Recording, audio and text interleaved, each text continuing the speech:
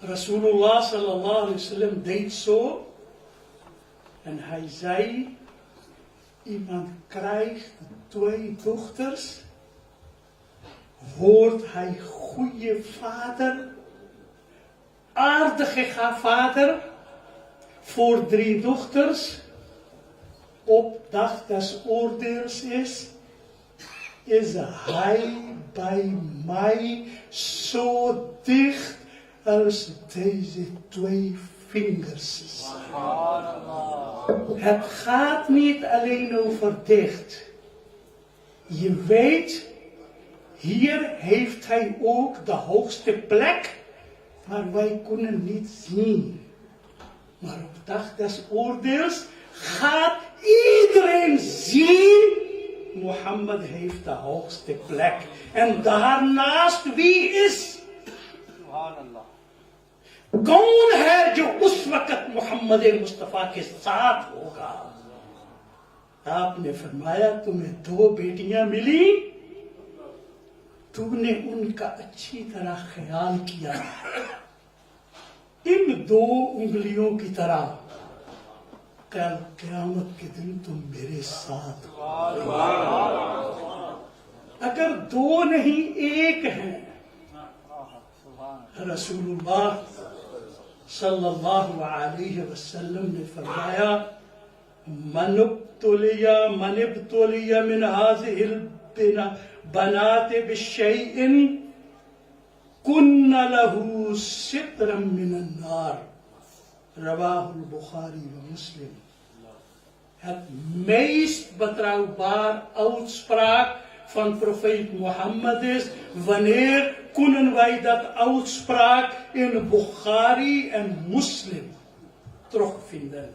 En deze uitspraak is in Bukhari en Muslim. Profeet Mohammed sallallahu alayhi wasallam zegt, als je 1 dochter hebt gekregen, dat dochter gaat jou beschermen van hellevuur. Wij gaan een stap verder. Een vrouw komt op de aarde als dochter, als meisje. Tweede stap is dat zij wordt zus van zijn broertjes, die sterk zijn. De Rasulullah sallallahu ta'ala alayhi wa sallam heeft gezegd, birri ummak wa abak, wa ukhtak wa akhak. Kijk maar naar volgorde. Birri ummaka wa abak. Wees goed voor je moeder en voor vader. Wie is eerst? Moeder. Birri ummaka wa abak. Eerste prioriteit is jouw moeder. Dan vader. Wa ukhtaka wa akhak. En dan kijk maar nou naar jouw broertjes en zusjes. Wie heeft prioriteit? Profeet Mohammed geeft de zusjes prioriteit over de broertjes. Hij zegt, wees een goede kind. Wees een goed kind voor je mama, voor je papa. En op de tweede plaats, wees beste broer voor je zus en voor jouw broer. Dat betekent de tweede stage, tweede fase van het leven van een vrouw. Eerst is dat zij dochter is, dan de tweede fase dat zij zus is. Hier wordt ook prioriteit gegeven aan zus. Dan komt de volgende fase. En die volgende fase is dat zij wordt partner.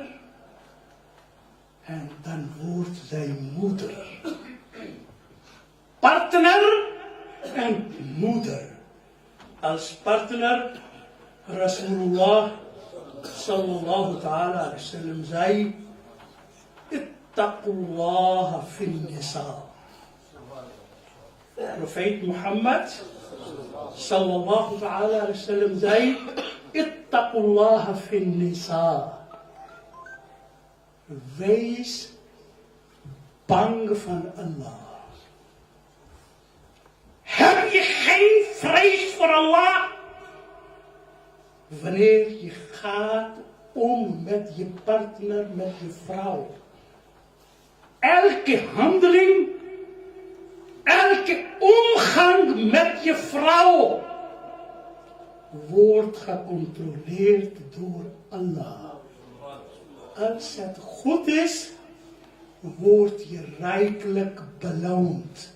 En als het minder goed is, dan heb je een probleem. En hij zei, weet je wie is de beste man?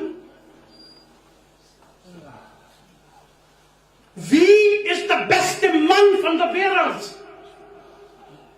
Profeet sallallahu alaihi wasallam zei, je bent beste man van de wereld als jouw vrouw zegt, hij is de beste. Ja, zij heeft wel ooit gezegd, इसीलिए तो शादी हुई है ना। एक वक्त में उसने सोचा था कि इससे बेहतर लड़का कोई नहीं है। उसके माँ बाप ने भी सोचा था कि इससे बेहतर कोई नहीं है। Het was een tijd dat een meisje heeft gekozen. Daar waren duizenden jongen in de klas, op de school, maar zij heeft gezegd, hij is de beste. Maar heeft zij nu spijt? Of zegt zij, alhamdulillah, ik heb goede keuze gemaakt. Als zij zegt, alhamdulillah, tot haar laatste adem, oh alhamdulillah, mijn ouders hebben beste keuze gemaakt. Ik heb beste keuze gemaakt. Dan ben je de beste persoon. Maar als zij spijt heeft, zeg maar wat je wil, maar jij bent geen beste. Profeet Mohammed sallallahu alaihi wasallam zei, خيركم لأهله وأنا خيركم لأهلي. Wie is de beste man? Beste man is, die is beste voor zijn vrouw. En ik ben een beste man voor mijn partner. Praktisch voorbeeld. En volgende stap is, die twee fases gaan gelijk. En dat is partner en moeder. Profeet Mohammed sallallahu alayhi wasallam werd gevraagd, man ahaqqu bi husni suhbati ya Rasulallah. Wie heeft het meeste recht op mij? Ik heb verschillende relaties. Vader, moeder, mijn partner, mijn kinderen, mijn broertjes, mijn zusjes, andere familie, oma, opa, allemaal. Wie is op eerste trede? Wie heeft de hoogste plek? De profeet zei Ummuk, jouw moeder. Oké. Summa man. Op tweede trede, wie is? De profeet zegt Ummuk.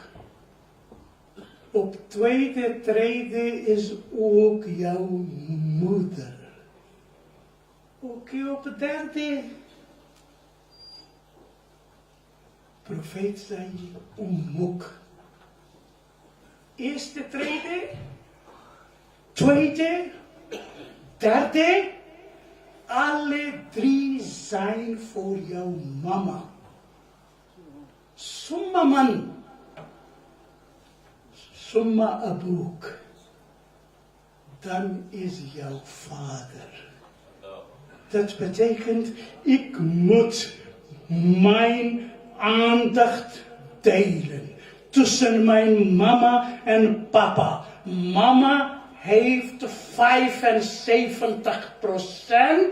en papa heeft recht op 25%.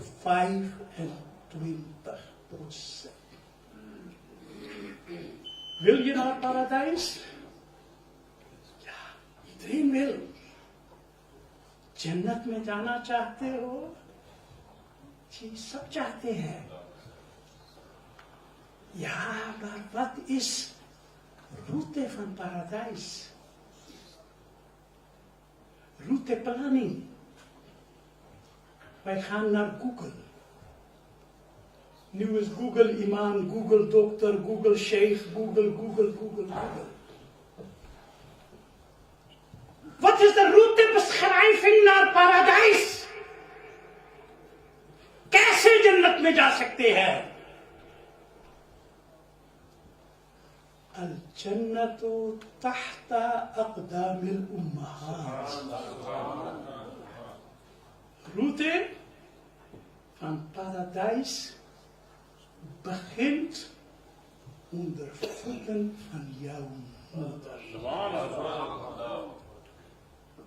In het Westen praten wij veel over de rechten van vrouwen.